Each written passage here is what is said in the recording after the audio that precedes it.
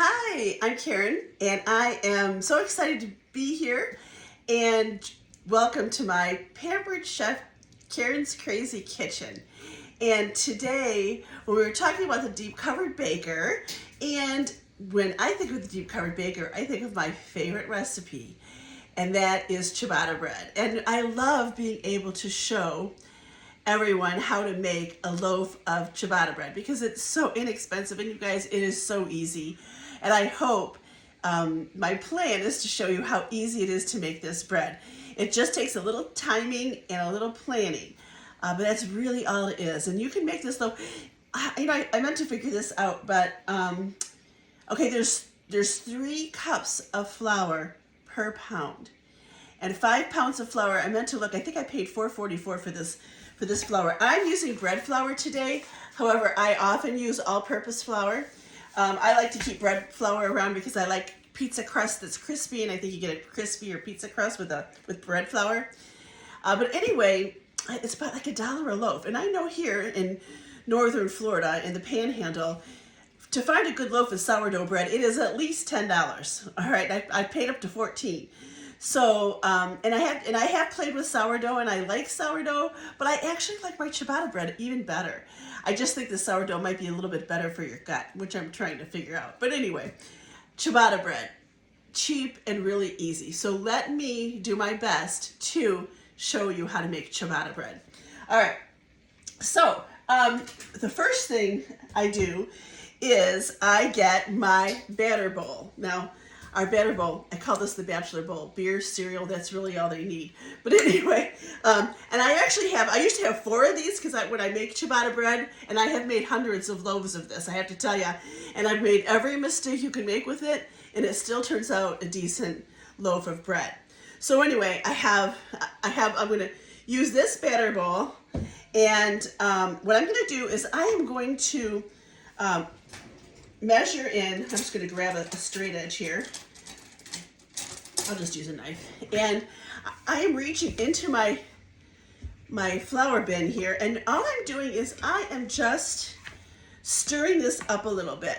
Now, one of the mistakes that people make when they're baking is you don't really need to sift it unless the recipe calls to sift it, but you don't want to have packed flour because that makes for a heavy product. So I'm adding 3 cups of flour, and I level it off. These are our wonderful measuring cups. So I have 3 cups of flour. I'm going to set that aside.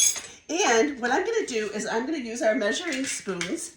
I have the large one set at 1.5 teaspoons because I need to move this back just a little bit. I need to add 1.5 teaspoons of salt. And the recipe using your yeast, and I do use the jarred yeast, and it just depends on how fast you want your bread to rise. Now, the original recipe I think calls for 1/4 teaspoon. I'm using 1/2 teaspoon. That's what I found. Usually I let it set for about 8 hours, and I'll show you what it looks like. And actually it's been last night about 12 hours since I made this other dough. But anyway, I'll talk about that in a second. I just like to use a fork, and I take and I stir up my flour. I need to get my water going.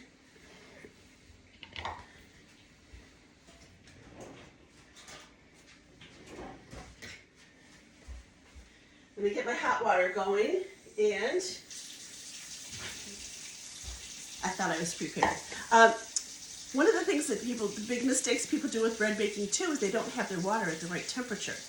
Your water needs to be between 130 and 120 degrees. All right, so I happen to know, pretty much what my water temperature is. I'm using our thermometer here. This is our great thermometer. And so I'm going to take it, I'm going to get 1.5 cups of water.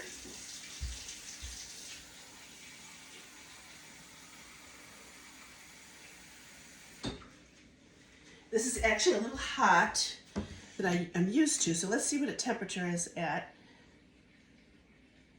So it's 129. It's 129 coming out of my tap. That's pretty hot.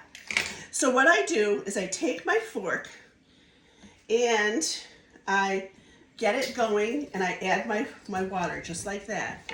And I keep stirring until I get my dough ball. I'm just trying to reach around the bowl and keep mixing. I might need just a tad more water. You never know, in northern Florida we can have a pretty humid day and sometimes it mixes up a little bit differently, but this is fine. And this is all I do.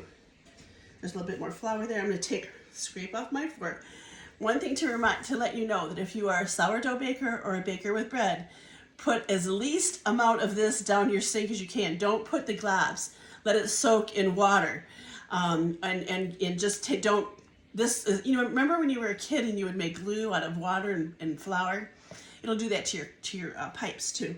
So anyway, this is what I do. I take a piece of saran wrap.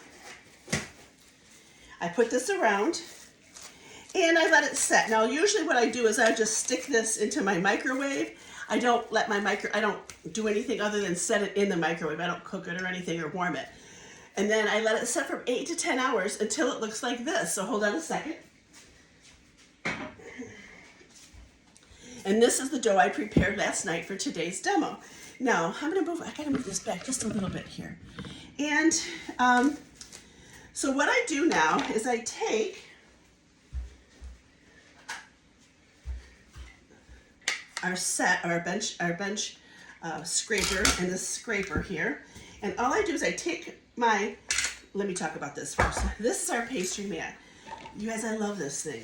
And I do have some flour on here. I'm going to add a little bit more by using our flour and sugar shaker here.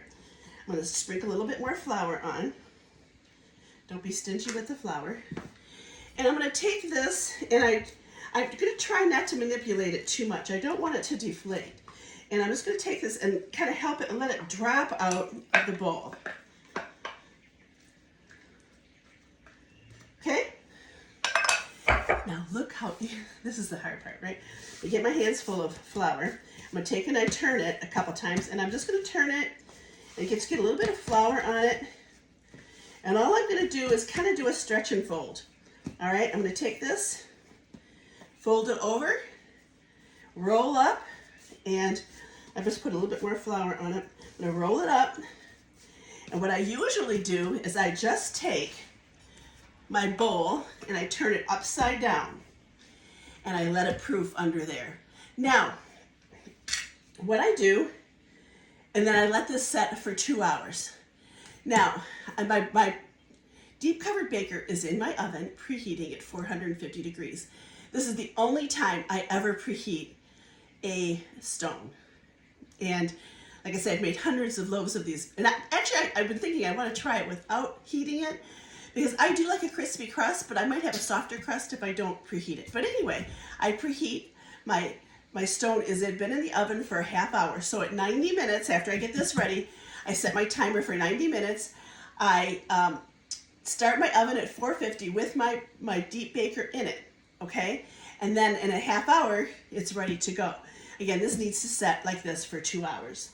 Now, all I have to do, I think you can see this. And I'm going to let you see my oven as I open it up. I'm going to open up my oven, and I am going to pull out my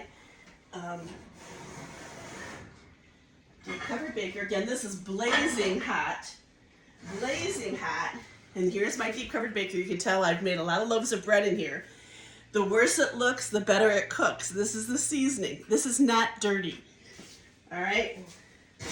I take a little bit of coconut oil, spray it in my pan.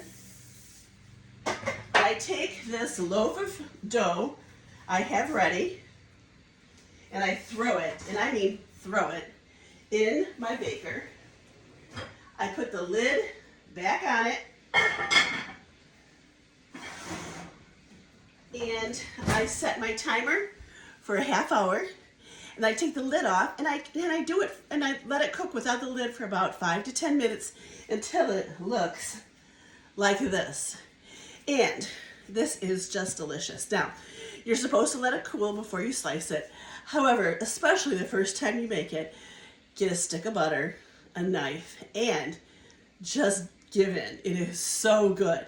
There are lots of variations you can do. You can add cranberries to this. I've done it. I mean, some people do chocolate and raspberries. You can really variation this a lot. But also I will tell you, we have two knives.